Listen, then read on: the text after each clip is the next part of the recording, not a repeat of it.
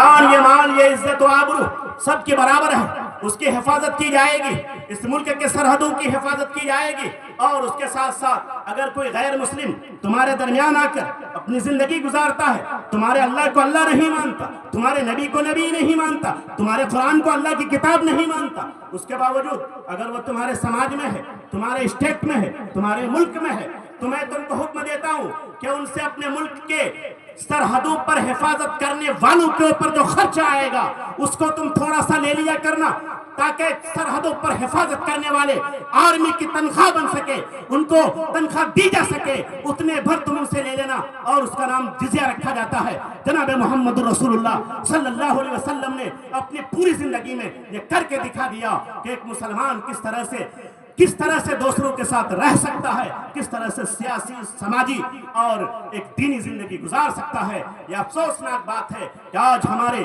مسلمانوں کے بھی بہت سارے نیتا ایسے ہیں کہ اسلام کے نام پر دھبا ہے، اسلام کے نام پر وہ داغ ہے۔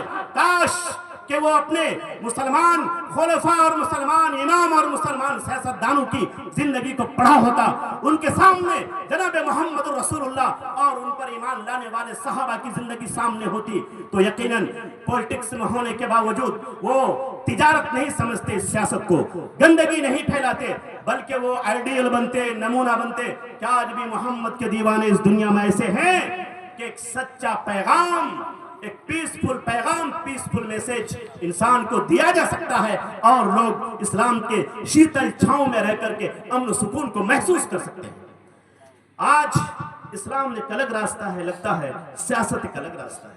خیر، ایک ضمن ایک بات آ گئی تھی اور میں نے سیاست کے تعلق سے آپ کے ذہن میں یہ بات ڈالی، ورنہ نہیں تو یہ میرا ٹاپک نہیں تھا۔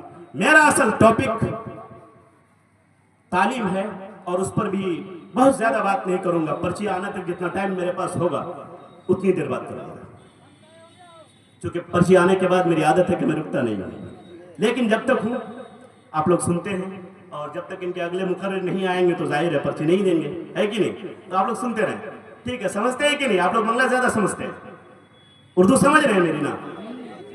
سمجھ رہے ہیں؟ مزہ آ رہا ہے؟ تو مزہ آنے کے لیے میں بول رہا ہوں کیا؟